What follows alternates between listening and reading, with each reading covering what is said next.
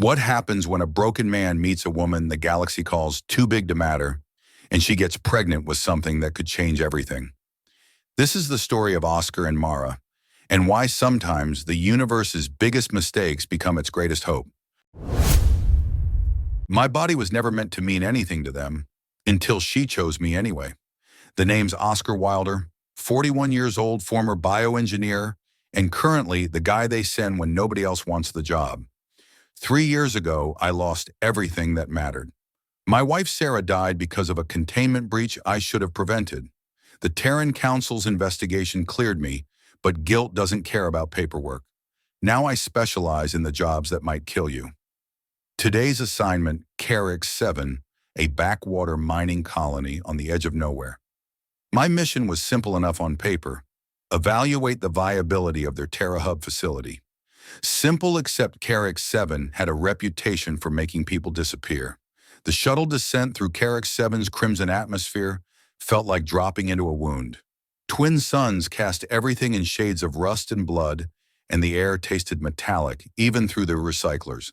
The TerraHub facility sprawled across the valley floor like a mechanical cancer, all pipes and processing towers belching steam into the perpetual twilight. I'd barely stepped off the landing pad when I saw her. She was crouched beside a massive atmospheric processor, her violet-skinned hands deep in its mechanical guts. At first glance, she looked human enough. 2 arms, 2 legs, familiar proportions. But she was big. Not just tall, but built like she could bench press a shuttle if she felt like it. Her shoulders were broad enough to eclipse most doorways, and when she turned her head, I caught a glimpse of features that were beautiful in a way that made your brain stutter. The other workers gave her a wide berth. I heard one of them mutter something about oversized freaks as they passed. She heard it too. Her jaw tightened, but she didn't look up from her work. That's when I knew I was looking at trouble. Not the kind that shoots at you or tries to poison your air supply. The kind that makes you care when you can't afford to.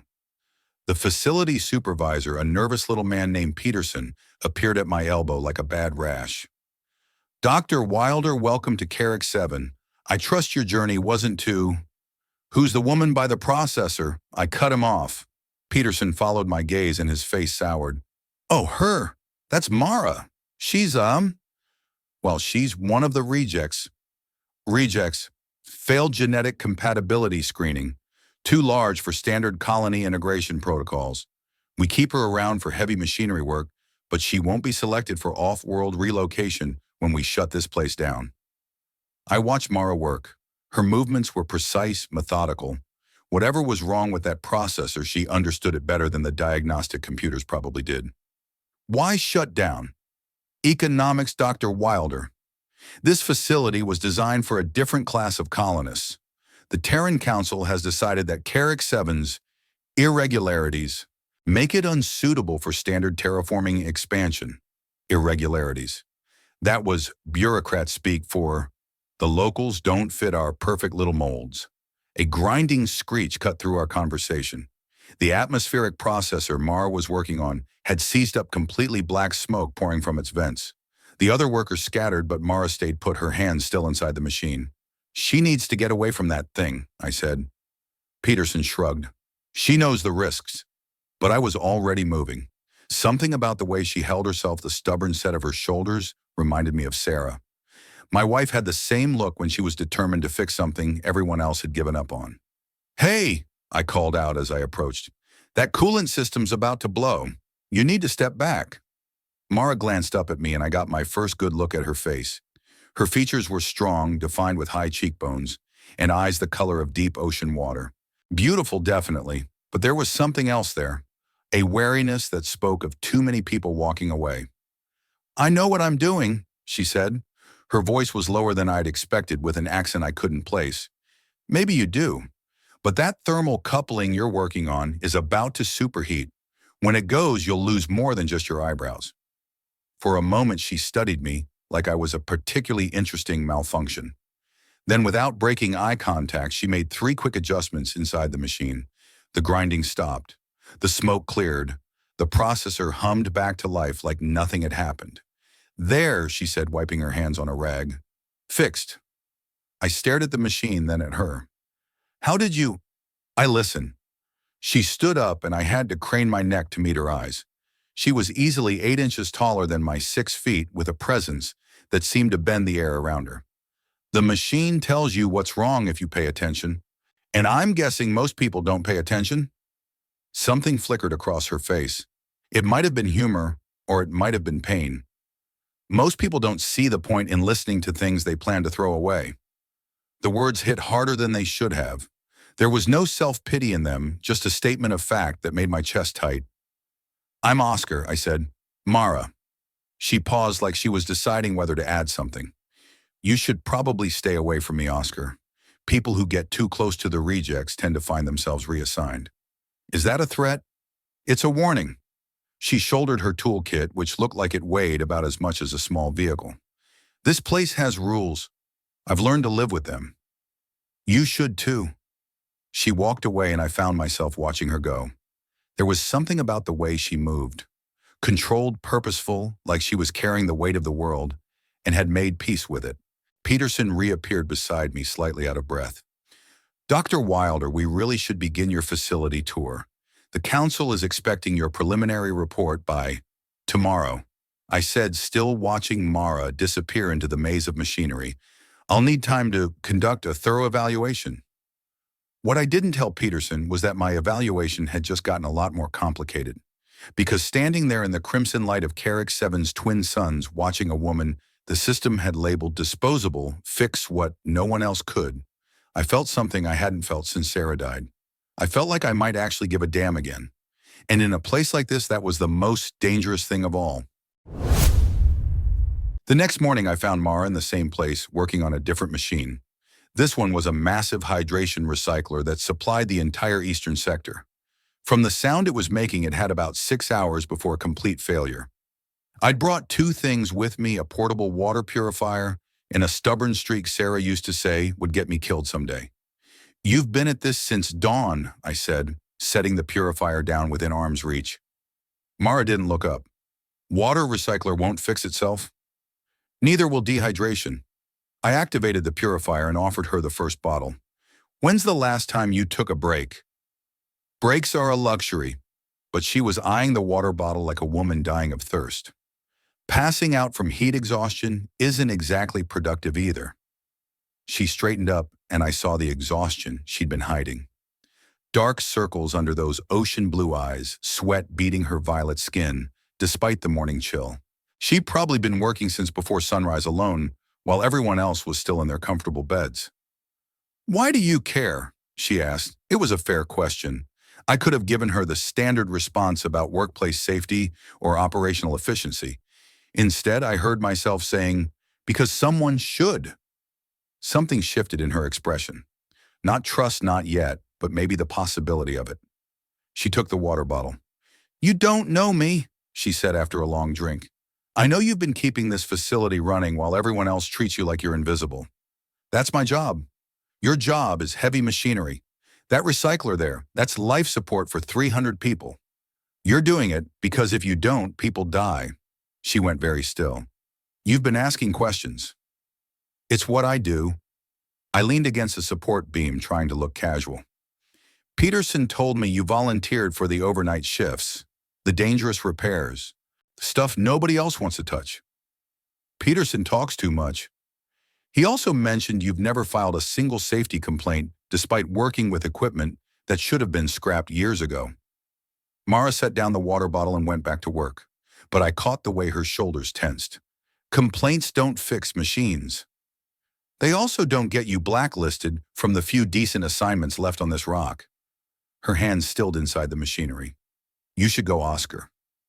"Why? Well, because I'm right, or because you're scared I might actually stick around long enough to matter." Before she could answer, footsteps echoed across the work bay. Heavy boots, military precision. I turned to see a man approaching who shared enough of my features to make the family resemblance obvious, even with the 20-year age gap between us. "Oscar." He nodded to me, then his gaze shifted to Mara. His expression went carefully neutral. "Ma'am." "Lance." I felt that familiar mix of pride and worry that came with seeing my younger brother. "What brings you to the scenic industrial sector of Carrick 7? "Same thing that brings you everywhere." Trouble? He glanced around the work bay, taking in the jury-rigged equipment and jury-rigged safety systems. Peterson sent me to find you. Says you missed your scheduled facility inspection. I'm conducting my own inspection. Lance's gaze flicked to Mara, who had gone back to work with the kind of focused intensity that screamed, "Please ignore me." Right. And this inspection involves learning how things actually work around here. I stepped closer to Lance, lowering my voice. Peterson's been feeding me sanitized reports. The reality is this place is held together with hope and competence, and guess who's providing most of the competence? Lance looked at Mara again, really looked this time. He saw what I'd seen. The exhaustion, the precision, the quiet competence that kept everything running. She's one of the rejects, he said quietly. She's the reason this facility hasn't collapsed. Something in Lance's expression changed. He'd always been better at reading people than me, a skill that had served him well in his work with colonial security. But it also meant he understood loss in ways that cut deep. "What's your name?" he asked Mara directly. She glanced up surprised. Most people didn't bother with introductions. "Mara, Lance Wilder. I'm guessing you've been dealing with my brother's unique brand of stubbornness." Despite herself, Mara almost smiled. "He brought water. That's Oscar for you. Can't fix the big problems, so he focuses on the small ones." Lance caught my glare and shrugged. "It's not entirely a character flaw." The water recycler made a grinding noise that suggested imminent death. Mara immediately turned back to it, but Lance stepped forward. "What do you need?" Mara froze. "What? To fix this thing. What do you need?" The thermal coupling is seized. I need leverage to break it free, but the access angle is wrong for standard tools." Lance nodded and started shrugging out of his jacket. "I'm smaller than Oscar. Better reach." "You don't have to, No, I don't." He rolled up his sleeves. "But if this thing fails, 300 people lose their water supply, including the kids in the family sector." I saw Mara's expression change. Kids. Of course, that would matter to her. "There's a manual override behind the primary coupling," she said. "If I can hold the stabilizer steady, you might be able to reach it." For the next hour, I watched my brother and this woman the system had written off work together like they'd been partners for years. Lance followed Mara's instructions without question, trusting her expertise completely. And Mara, who'd spent so long working alone, started to relax into having competent help. "Got it," Lance called out from inside the machinery. "Coupling's free." "Excellent. Now we need to realign the pressure differential before—" A sharp crack echoed through the work bay. Lance yelped and jerked his arm back from the machine. Blood streaked his forearm where a metal edge had caught him. "You're hurt," Mara said, her voice tight with something I couldn't quite identify. "It's nothing, just a scratch." But Mara was already moving, producing a first aid kit from her tool bag with the efficiency of long practice. She guided Lance to a nearby workstation and started cleaning the wound. "You didn't have to help," she said quietly. "Yes, I did." "Why?" Lance was quiet for a moment, watching her work. When he spoke, his voice carried a weight that made me pay attention. "Because someone should have helped my brother when he needed it. After Sarah died, after the investigation, after everything fell apart, people walked away because it was easier than staying." Mara's hand stilled. "I'm sorry. Not your fault, but maybe if more people had chosen to stay, he wouldn't have spent the last 3 years taking every dangerous assignment he could find." I felt heat rise in my chest. "Lance, it's true, Oscar. You've been trying to get yourself killed for 3 years. Maybe it's time you tried living instead." The words hung in the air like a challenge. Mara finished bandaging Lance's arm and stepped back, but she was looking at me now, with something that might have been understanding. "The recycler's working," she said finally. "Thanks to both of you," I replied. "No." She shook her head. "Thanks to teamwork. I've been doing everything alone for so long, I forgot what it felt like to have help." Lance stood up, testing his bandaged arm. "Well, you've got it now, both of us." Mara looked between us, and for the first time since I'd met her, she seemed genuinely surprised. "You're serious?" "Dead serious," I said. "Peterson can file all the complaints he wants. I'm not going anywhere until my evaluation is complete. And I'm not going anywhere until my brother stops trying to get himself killed, Lance added. Mara was quiet for a long moment, studying our faces like she was looking for the catch. Finally, she said, "The thermal plant in Sector 7 has been making strange noises for the past week. If it fails, we lose power to life support." "Then that's where we go next," I said. As we gathered our equipment and headed toward Sector 7, I caught Lance watching me with something that might have been approval, and Mara walked between us instead of trailing behind, like maybe she was starting to believe she belonged there. It was a small thing, but on Carrick 7, small things had a way of changing everything. The thermal plant in Sector 7 was a monument to bureaucratic negligence. Jury-rigged safety systems, outdated monitoring equipment, and warning lights that hadn't worked in months. But it was the sound that made my blood run cold. A deep, rhythmic grinding that spoke of metal fatigue and imminent catastrophe. "How long has it been making that noise?" I asked Mara as we approached the main control panel. "6 days. Getting worse every hour." Lance whistled low under his breath. "That's the sound of a bearing assembly eating itself alive. When it goes, the whole turbine goes with it. And when the turbine goes," I already knew the answer, but I needed to hear it. "Life support for the entire facility," Mara said quietly. "We'd have maybe 12 hours of backup power. After that," she didn't need to finish. 300 people, including families with children, would be breathing recycled air that got more toxic by the hour until the backup systems failed completely. "Okay," I said, rolling up my sleeves. "What do we need to—" The emergency klaxon cut through the air like a blade. Not the steady pulse of a mechanical failure, but the rapid-fire wail that meant incoming weather. "Storm warning," Lance said, checking his comm unit. "Red-class dust storm approaching from the northwest. Estimated arrival in 20 minutes. Mara went pale. "We need to get to the main facility, now." But as we headed for the exit, the lights flickered and died. Emergency power kicked in a second later, bathing everything in blood-red illumination that made the grinding noise seem twice as ominous. "Thermal plant just went into emergency mode," Mara said, reading the backup displays. "Primary systems are failing faster than predicted." "Can we fix it?" Lance asked. "Not in 20 minutes. Not with a red storm coming." The wind was already picking up outside, howling through the facility's superstructure like something alive and angry. Through the reinforced windows, I could see the approaching storm wall, a towering mass of crimson dust and debris that stretched from the ground to the upper atmosphere. "The main facility's too far," I said.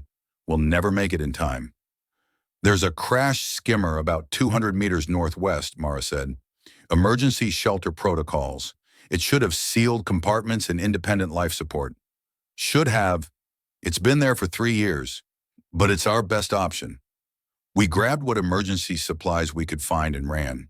The wind hit us like a physical blow as soon as we left the thermal plant, driving grit and debris into every exposed surface. The air tasted of metal and ozone, and the temperature was dropping fast. The crashed skimmer was exactly where Mara said it would be, a sleek transport vehicle that had obviously come down hard but in one piece. The hull was scarred and dented, but the emergency airlock still functioned. We tumbled inside just as the storm wall hit with the force of a freight train. The skimmer rocked on its damaged landing struts, but the hull held. Emergency lighting cast eerie shadows across the cramped interior, and the life support system wheezed to life with a sound that wasn't entirely reassuring. "Well," Lance said, shaking dust out of his hair, "this is cozy." The passenger compartment was designed for maybe 4 people in comfort. With Mara's size, it felt more like a closet. She'd folded herself into the corner, trying to take up as little space as possible, and I could see the tension in every line of her body. "How long do these storms usually last?" I asked. 6 to 8 hours, she replied without looking up. Lance settled against the opposite wall, but his eyes kept darting to the small windows, where we could see the storm raging outside. His hands were shaking slightly, not from cold, but from something deeper. "You okay?" I asked him. "Fine, just—" Confined spaces aren't exactly my favorite. Mara looked up at that studying Lance's face with the same careful attention she gave broken machinery. "Bad experience." "You could say that," Lance managed a weak smile. "Got trapped in a collapsed mining tunnel when I was 16. Took them 14 hours to dig me out. I'm sorry, Mara said softly. Not your fault. Just one of those things that sticks with you. The storm intensified and the skimmer groaned under the assault. Mara shifted uncomfortably, and I realized the problem wasn't just the cramped space. It was her size making everything more difficult for everyone else. I should have stayed at the thermal plant, she said suddenly. What? Why? There's not enough room. I'm taking up too much space. That's ridiculous, I said. Is it? She looked at me directly for the first time since we'd taken shelter. When was the last time you were in a space this small with someone my size? When was the last time anyone was? The question hit harder than it should have, because the truth was, I couldn't remember. The galaxy was designed for average-sized humans and human-standard aliens. Everything from door frames to vehicle interiors to sleeping quarters assumed a certain range of physical dimensions, and Mara fell well outside that range. The genetic modification programs were supposed to fix people like me, she continued. Make us smaller, more compatible with standard infrastructure. When that didn't work, they labeled us rejects and found places to hide us where we wouldn't inconvenience anyone. That's not... It's exactly what it is, Oscar. I'm too big for colony ships, too big for standard housing, too big for the neat little categories the council uses to decide who gets to start over somewhere else. Her voice was steady, matter-of-fact, but I could hear the pain underneath. I'm a reminder that their perfect systems don't work for everyone. Lance was watching this exchange with an expression I recognized. It was the same look he'd had after my wife died when he wanted to fix something that couldn't be fixed. You know what I think, he said suddenly. What? Mara asked. I think the problem isn't that you're too big. I think the problem is that everyone else is thinking too small. Mara blinked, caught off guard. Lance leaned forward, and I could see him pushing through his own anxiety to make a point. My brother here spent 3 years trying to disappear after his wife died. Know why? Because he thought he was too broken to be worth saving. Turns out he was wrong. Lance. No, Oscar, let me finish. He looked back at Mara. The council says you're incompatible with their systems, but those systems aren't working, are they? This facility should have been shut down years ago, but it's still running because of you. You're not the problem. You're the solution they're too stupid to recognize. The skimmer shuddered as a particularly violent gust hit it, and Mara instinctively braced herself against the wall. The movement brought her closer to me, and I could see the exhaustion and frustration she'd been carrying. It gets lonely, she said quietly, being the thing everyone works around instead of with. Without thinking, I reached out and took her hand. It was warm, calloused from years of mechanical work and easily twice the size of mine. But it fit. You're not alone now, I said. She looked down at our joined hands like she couldn't quite believe what she was seeing. For a moment, I thought she might pull away. Instead, her fingers tightened around mine. You don't know what you're signing up for, she said. Neither do you. Lance watched this exchange with something that might have been satisfaction. See, sometimes the solution is right in front of you. You just have to be brave enough to reach for it. The storm continued to rage outside, but inside the cramped skimmer, something fundamental had shifted. Mara was still sitting in the corner, still trying to minimize her presence, but she wasn't alone anymore. And for the first time in 3 years, neither was I. So, Lance said, settling back against the wall with obvious relief. What's the plan when this storm passes? Fix the thermal plant, I said. Save 300 lives, Mara added, and maybe prove that the council's perfect systems aren't the only way forward. Lance finished. I squeezed Mara's hand and she squeezed back. Outside, the storm raged with all the fury Carrier 7 could muster. But inside, we were building something the council's neat little categories couldn't measure or contain. We were building hope. The storm passed at dawn, leaving Carrier 7 looking like a battlefield. Red dust coated everything, and the air recyclers worked overtime to clear the atmosphere. But we were alive, and more importantly, the thermal plant was still functioning on emergency power. Bearing assembly held through the night, Mara reported as we made our way back to Sector 7. But it won't last much longer. The next 6 hours were some of the best I'd had since Sarah died. Working alongside Mara and Lance, I remembered what it felt like to be part of a team instead of just a guy with a death wish in a toolbox. Mara was a revelation to watch. Her hands, which seemed too large for delicate work, moved through the machinery with surgical precision. She could diagnose problems by sound, by vibration, by the subtle changes in temperature that most people would never notice. "How do you do that?" Lance asked as she identified a failing pressure valve just by touching the housing. "Metal talks if you listen," she said, already reaching for the appropriate tool. "This valve's been overcompensating for the bearing problem. The housing is too hot, the vibration pattern is wrong, and it smells like burning lubricant." "It smells like industrial solvent to me," I said. "Exactly, which means the seals are failing." Lance shook his head in amazement. "You're like a mechanical empath." Mara paused, considering this. "I suppose I am. Machines don't lie to you. They don't pretend to be something they're not. When they're broken, they tell you exactly how." There was something wistful in her voice that made me look up from the diagnostic panel I was working on. "Unlike people, people are more complicated." She didn't look at me as she said it. "They can want to help, but not know how, or know how to help, but not be allowed to. Or they can be afraid," Lance added quietly. We all stopped working at that. Lance was staring at the tool in his hands like it held answers to questions he didn't want to ask. "What do you mean?" Mara asked. Lance was quiet for a long moment, and I recognized the look on his face.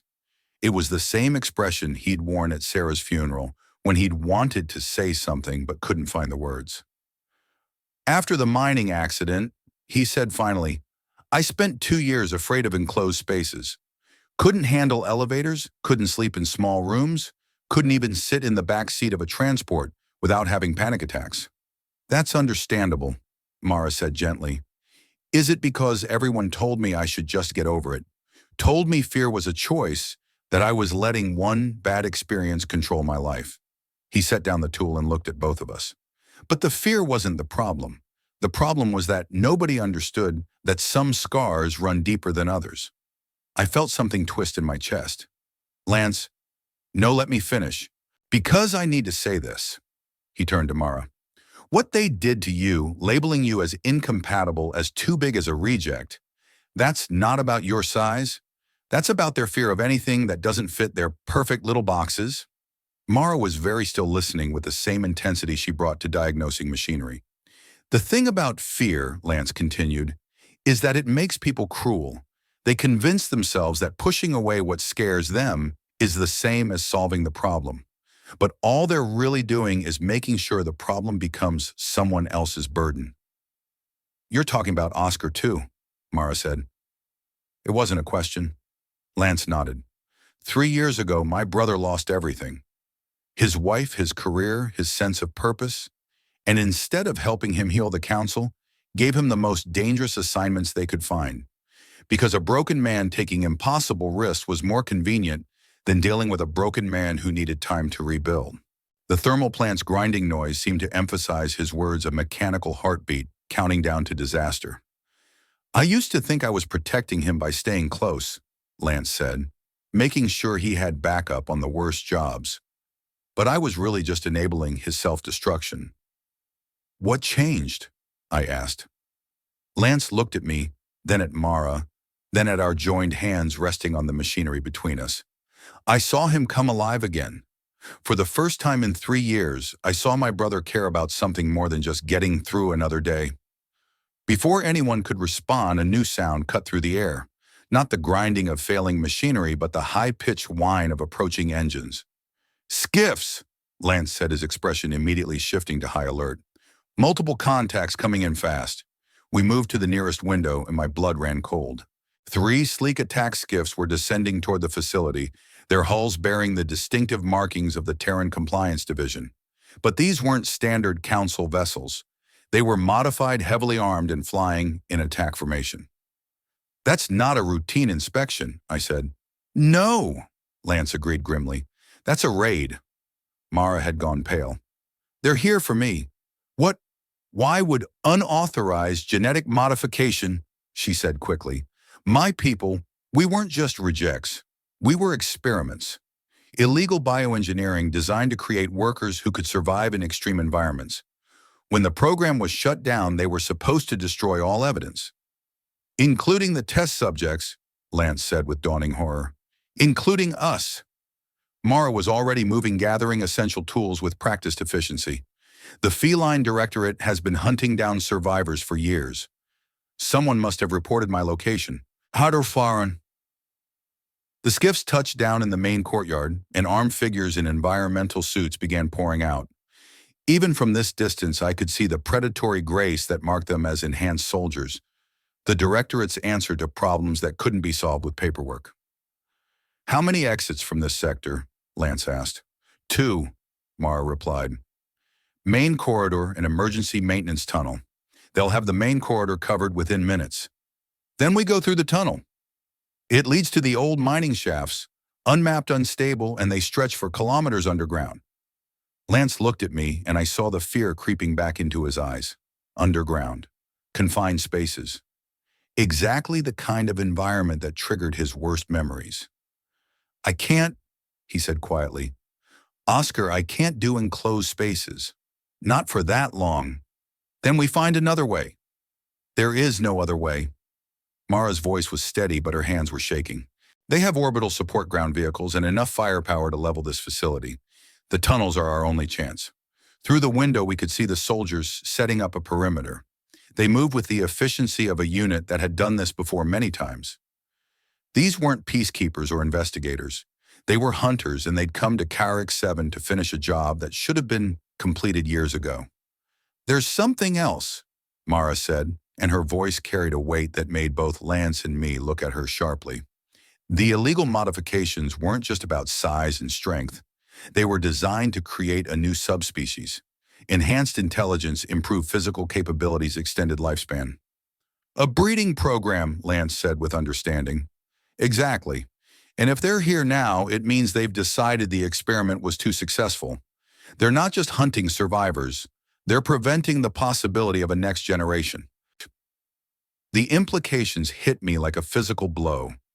This wasn't just about Mara being labeled as a reject. This was about genocide carried out with bureaucratic efficiency and plausible deniability. How long do we have? I asked. Minutes, Lance said, watching the soldiers deploy. They'll sweep the facility systematically, but they'll hit the critical systems first. The thermal plant, Mara breathed. They'll sabotage the thermal plant and blame the explosion on equipment failure. Everyone dies, all evidence destroyed. I looked at my brother, saw him fighting against 20 years of trauma and fear. Then I looked at Mara, who had spent her entire life being told she was too much, too big, too different to matter. Lance, I said quietly, I need you to trust me. Oscar, the way I should have trusted you 3 years ago when you said I needed help. The way Mara trusted us when we said she wasn't alone. Something shifted in Lance's expression. The fear was still there, but underneath it was something stronger. The bond between brothers who had faced hell before and survived. Where's the tunnel entrance? He asked Mara. Maintenance level behind the primary coolant exchanger. Then that's where we go. Lance took a deep breath, steeling himself for what came next. But I need you both to know, if I freeze up down there, if the fear takes over, don't wait for me. Get out and get help. That's not going to happen, I said firmly. Oscar, no.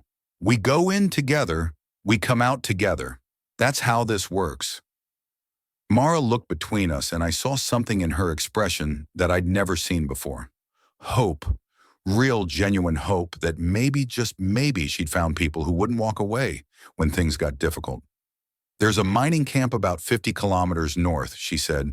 If we can reach it, they have communication equipment and transport. The sound of approaching footsteps echoed through the facility corridors. The hunters had begun their sweep. Then that's our destination, I said, shouldering my emergency pack. Ready? Lance nodded tightly. Mara grabbed a portable power unit and her most essential tools. And as we headed for the maintenance level, I realized that somewhere in the last few hours, everything had changed. We weren't just running from the directorate anymore. We were running towards something. A future where people like Mara didn't have to hide, where people like Lance could heal from their wounds, and where people like me could find reasons to live instead of just survive. But first we had to make it through the tunnels, and the hunters were closing in fast. The maintenance tunnel entrance was hidden behind a maze of coolant pipes and atmospheric recyclers. Mara led us through the mechanical labyrinth with the confidence of someone who knew every bolt and junction by heart. "Here," she whispered, prying open a service panel that revealed a dark opening barely wide enough for a person to crawl through. Lance stared at the tunnel mouth, and I could see sweat beading on his forehead despite the cool air. His breathing was already getting shallow. "I can do this," he said more to himself than to us. "Yes, you can," Mara said firmly. "But if you need to stop, you tell us. No shame in that." Behind us, the sound of approaching boots grew louder.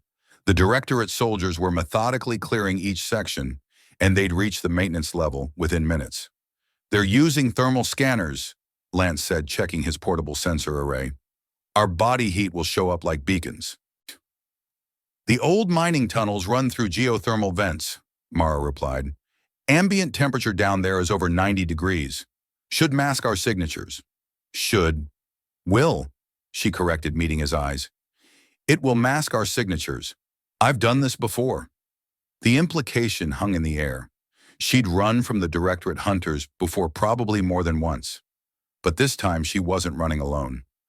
I went first, dropping into the tunnel and immediately feeling the weight of rock and metal pressing down from above. The passage was barely 4 feet high and maybe 3 feet wide, forcing us to crawl single file through absolute darkness. Behind me, I could hear Mara's controlled breathing and the soft sound of her equipment scraping against the tunnel walls. Behind her, Lance's breathing was more labored but steady. He was fighting his demons and winning. "How far?" I whispered. 2 kilometers to the first junction," Mara replied. "Then we can stand up." Sham. 2 kilometers of crawling through a black hole in the ground with armed killers somewhere behind us.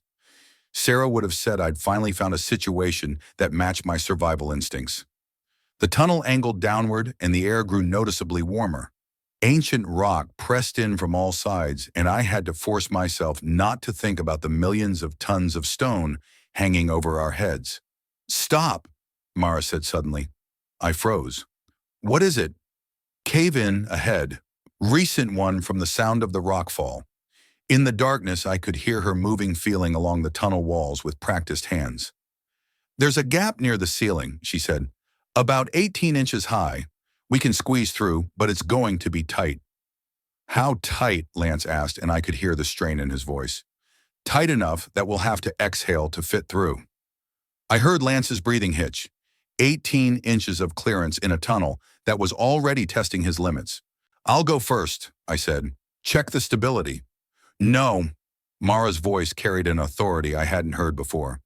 "I'm smallest through the shoulders. If anyone can fit, it's me." "You're not the smallest.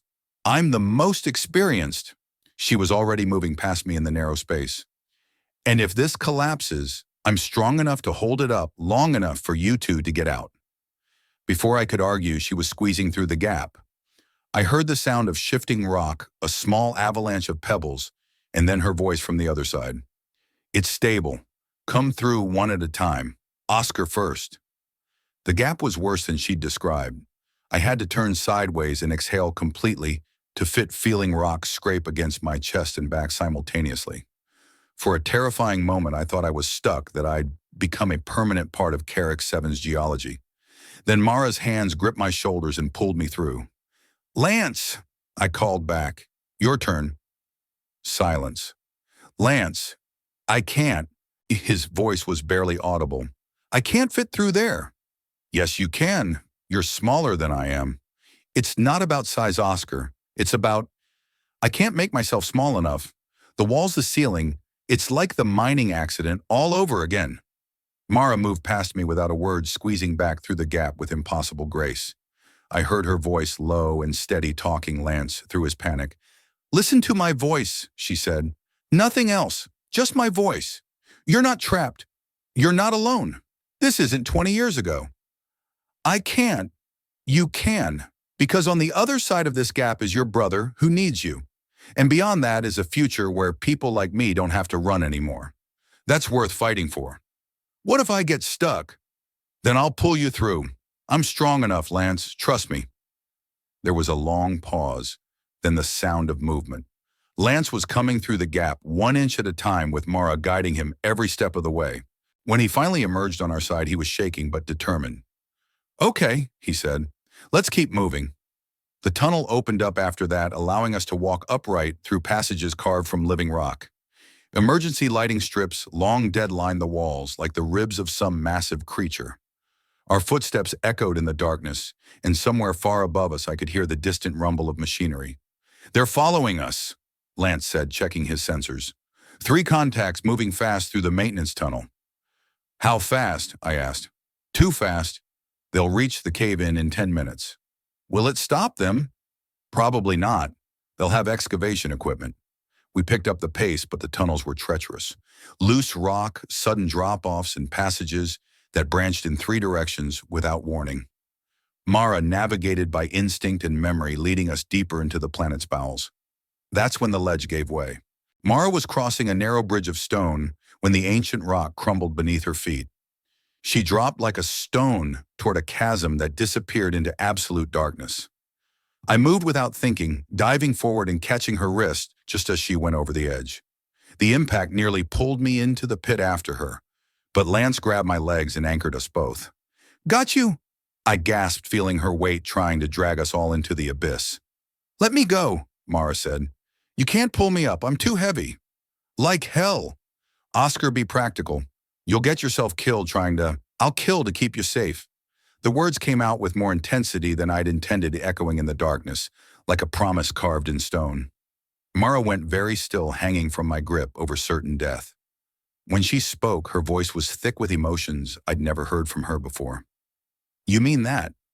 "Yes. Even though I'm too big, too different, too much trouble.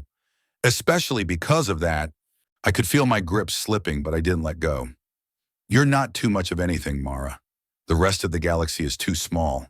She was crying now, tears falling into the darkness below. But her free hand reached up and gripped my wrist with strength that could have crushed bone. "Pull me up," she said. It took all 3 of us working together, but we got her back onto solid ground. And when we did, something fundamental changed between us. She didn't step away, didn't make herself smaller.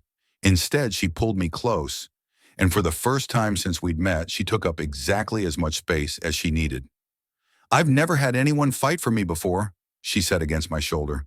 "You've never had anyone worth fighting for you before," I replied.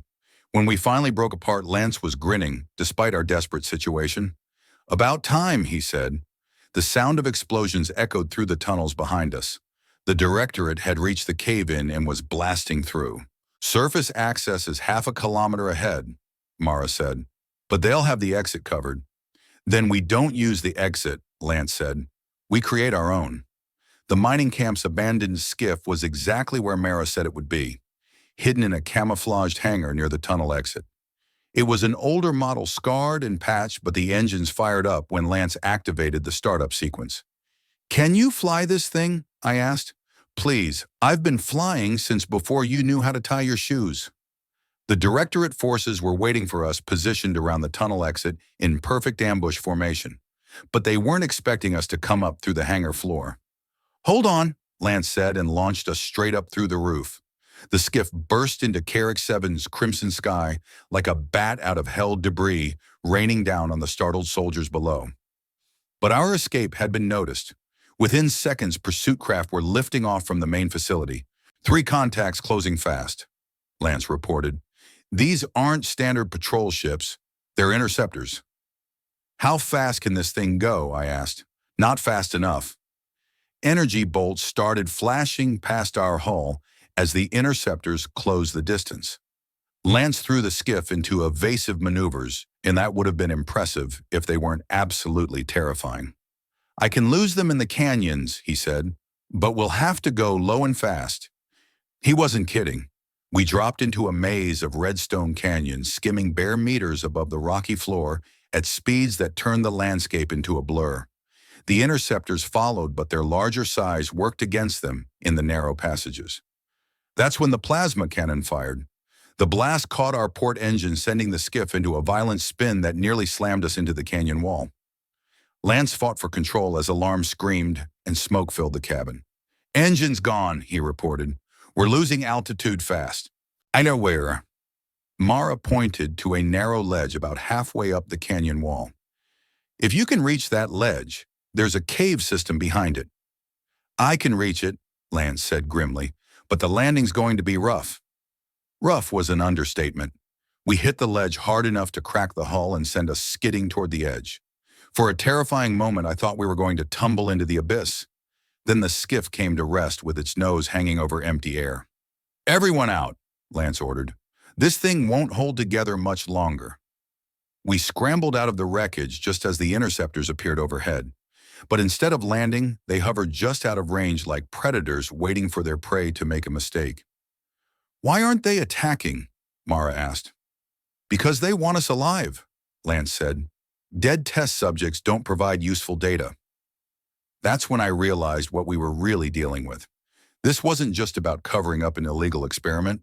They wanted to study Mara to understand what made the genetic modifications successful so they could improve the next batch. The cave system, I said. How far does it go? Mara replied. But there's only one way out, and they'll have it covered within the hour. Then we don't wait an hour. Lance was already moving toward the cave entrance, but a plasma bolt struck the rock just inches from his head. The interceptors had moved closer, their weapons trained on the narrow ledge. They're hurting us, he said, trying to force us into the caves where they can trap us. Or maybe, I said, watching the interceptors hover in their precise formation, they're making a mistake. I picked up a piece of debris from the crashed skiff, a chunk of metal about the size of my fist.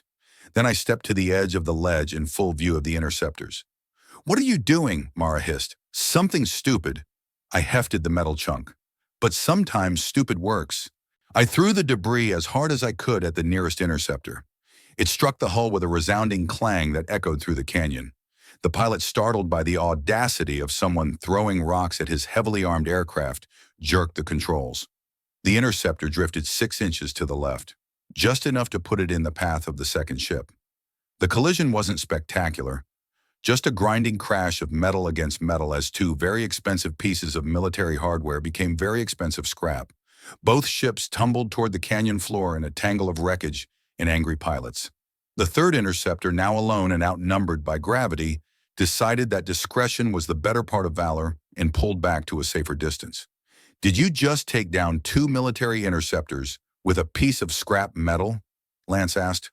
Sometimes the simplest solutions are the best ones, I said. But our celebration was short-lived. The sound of approaching engines filled the air again. Reinforcements were coming, and they'd learned from their colleagues' mistake. The caves, Mara said. It's our only chance. Then that's where we go. As we disappeared into the darkness of Carrick 7's underground labyrinth, I realized that everything had changed. We weren't just running anymore. We were fighting back against a system that said people like Mara didn't matter against forces that said people like Lance couldn't overcome their fears against a galaxy that said people like me weren't worth saving. And for the first time in 3 years, I wasn't just surviving, I was living. The caves of Carrick 7 became our sanctuary and our battlefield. For 3 days, we played a deadly game of cat and mouse with the Directorate forces using the planet's own geology against our hunters. Lance proved that courage isn't the absence of fear. It's action in spite of fear. Every tunnel, every narrow passage, every moment spent underground was a victory over the trauma that had defined him for 20 years. And with each small triumph, he grew stronger. Contact ahead, he whispered, studying his scanner readout. 2 guards at the primary exit. How do you want to handle this? I asked. Lance looked at Mara, then at me, and I saw something in his eyes that I hadn't seen since before the mining accident. Confidence. Leave that to me, he said. What happened next was beautiful in its simplicity. Lance didn't fight the guards. He outthought them. Using his knowledge of colonial security protocols and Mara's understanding of the cave system's acoustics, he created a diversion that sent the guards running toward what they thought was our position, while we slipped out through an exit they didn't even know existed. By the time they realized their mistake, we were already aboard a salvage transport, heading for the one place in this sector where the Directorate's authority meant nothing. Brevi Station. Brevi Station was a free port, a massive orbital platform that served as neutral ground for traitors, refugees, and anyone else who needed to disappear for a while. It was also where we learned just how deep the conspiracy against Mara's people really went. There are others, she said, reading through encrypted messages on a secure terminal. Survivors scattered across a dozen systems. They've been organizing, sharing information, preparing for something. Preparing for what? I asked. A reckoning. But that was a story for another day. Because as we sat in the medical bay of Brevi Station, waiting for the doctor to finish Mara's routine health scan, our immediate future was about to change in ways none of us had anticipated. Well, Dr. Chen said, looking at the scan results with an expression of barely contained amazement, this is certainly interesting. What is it? Mara asked, and I could hear the tension in her voice. A lifetime of being labeled as defective had taught her to expect bad news from medical professionals. You're pregnant. The words hit the room like a physical blow. Mara went very still, her hand moving instinctively to her abdomen. That's not possible, she said. The genetic modifications, they told us we were sterile, incompatible with normal human reproduction. Dr. Chen shook her head. Apparently they were wrong. Based on these readings, you're about 6 weeks along. The fetal development appears completely normal, though. She paused, studying the scan more closely. There are some interesting genetic markers. This child is going to be something special. I reached for Mara's hand and found it shaking. Are you okay? I don't know. She looked at me with eyes that held wonder and terror in equal measure. They told us we were the end of the line. Genetic dead ends. Mistakes that couldn't be allowed to reproduce. They were wrong about a lot of things, I said. But a baby Oscar, our baby, her voice cracked on the words. What kind of world are we bringing a child into? A better one, Lance said from the doorway, because now we have something worth fighting for. The next few hours were a blur of planning and preparation. Lance had made contact with other survivors of the genetic modification program, and the network was larger and more organized than any of us had imagined. They had resources, safe houses, and most importantly, they had hope. There's a colony ship, he explained, showing us star charts on his portable display. The Aspiration, it launched from the Outer Rim 6 months ago, destination unknown. But the passenger manifest, it's all people like Mara, survivors, their families, their children. Children? Mara asked. Turns out the sterility thing was a lie. There are dozens of families out there raising the next generation in secret. Kids who are stronger, smarter, more adaptable than anything the Council's standard genetic templates ever produced. I felt something shift in my chest, a feeling I hadn't experienced since Sarah died. Purpose. Not just the drive to survive another day, but the conviction that there was something worth building. What do you need from us? I asked. Lance looked surprised. You're willing to help. Lance, 3 days ago, I was a broken man taking suicide missions because I didn't have anything left to lose. Now I have everything to fight for. I squeezed Mara's hand. What do you need? Safe passage to the rendezvous point. The Aspiration is picking up passengers at coordinates that change every few days.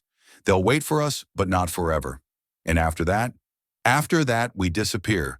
Find a world where people like Mara can live openly, where their children can grow up without fear, where being different isn't a crime. Mara was quiet through this entire exchange, her free hand still resting on her abdomen. When she finally spoke, her voice carried a strength I'd never heard before. I want to name the baby Sarah, she said, looking at me. If it's a girl, to honor the woman who taught you how to love. I couldn't speak for a moment. The idea that our child might carry Sarah's name felt like the universe offering redemption I didn't deserve. And if it's a boy, I managed. Lance, she said, smiling at my brother, for the man who taught you how to live again. Lance actually blushed. You don't have to. Yes, I do. Because family isn't just about genetics. It's about choosing to stand together when everything else falls apart. The Aspiration picked us up 2 days later, materializing out of hyperspace like a dream made manifest. It was beautiful. Sleek lines and graceful curves that spoke of a design philosophy completely different from the angular, utilitarian ships favored by the Council. As we transferred aboard, I caught sight of the other passengers. They were all like Mara, Tall, strong, different. But more than that, they carried themselves with a dignity and purpose that spoke of people who had found their place in the universe. "Welcome aboard," the ship's captain said as we completed the boarding process. She was a woman who might have been Mara's sister, with the same violet skin and powerful build. "I'm Captain Naya. We've been waiting for you." "Thank you," Mara replied, "for everything. Thank the man who sent out the call," Naya said, gesturing toward the ship's bridge. "He's been organizing this evacuation for months." We followed her to the bridge, and I felt my world shift one more time. Because standing at the navigation console, his arm in a sling, but very much alive, was Lance. "Did you really think I'd miss my nephew's first space voyage?" he asked with a grin. "Lance!" Mara moved faster than I'd ever seen her move, crossing the bridge in 3 strides to wrap my brother in a careful hug. "We thought you were dead." "The explosion at the cave entrance. Takes more than a little directorate ordnance to put down a Wilder," he said, though I'll admit it was touch and go for a while. "How did you get here?" I asked. "Turns out the Survivor Network has some very impressive resources, including a few people in the council who are tired of the directorate's extermination policies." He winced as Mara's hug jostled his injured arm. "But we can catch up later. Right now, we need to get out of here before the hunting fleets track us down." The aspiration jumped to hyperspace with the smooth efficiency of a ship designed by people who understood that sometimes running away is the first step toward fighting back. 6 months later, we stood on the observation deck of our new home, a world the colonists had named Haven. It was beautiful, with purple skies and silver seas, and cities designed to accommodate people of all sizes and capabilities. Mara was showing now, her pregnancy visible beneath the flowing dress she'd chosen to wear for the dedication ceremony. We were naming the city's first medical center after Dr. Chen, who had followed us to Haven and become the colony's chief physician. "Any regrets?" I asked, watching our new neighbors work together to build something the galaxy had never seen before. "Just one," Mara said, her hand resting on the curve of her belly. "What's that?" "I wish we could have saved more of them. The people still hiding in the outer systems, still afraid to hope." I heard. "We will," I said. "This is just the beginning." Lance appeared beside us, no longer wearing the sling, but moving carefully as his shoulder finished healing. "The council's making noise about Haven," he reported, "claiming we're a rogue colony demanding extradition rights." "Let them demand," Mara said. "This is our home now. Our children will grow up free." "Speaking of children," I said, feeling the baby kick against my palm, "have you given any more thought to names?" "Actually, yes." Mara smiled, that radiant expression that had first captured my heart back on Carrick 7. "I've been thinking about what Captain Naya said when we first came aboard, about hope being something you build, not something you find. And dear Hope, if it's a girl, her name will be Hope Wilder." I felt tears on my cheeks, and I didn't bother to wipe them away. "That's perfect." As the ceremony continued below us, I found myself thinking about the journey that had brought us here. From a broken man on a suicide mission to a father preparing to welcome new life. From a woman labeled as a reject to the leader of a movement that would reshape the galaxy's understanding of what it meant to be human. They said I'd never matter. They said my body was never meant to mean anything to them. But standing there on Haven, watching our people build a future worth living in, I knew they were wrong. With her and this life growing inside her, I wasn't just surviving anymore. I was finally everything I was meant to be, and this was only the beginning. If you enjoyed Oscar and Mara's journey from outcasts to heroes, hit that subscribe button for more incredible HFY stories, where humanity's greatest strength isn't our weapons, it's our heart. What story should we explore next? Let me know in the comments below.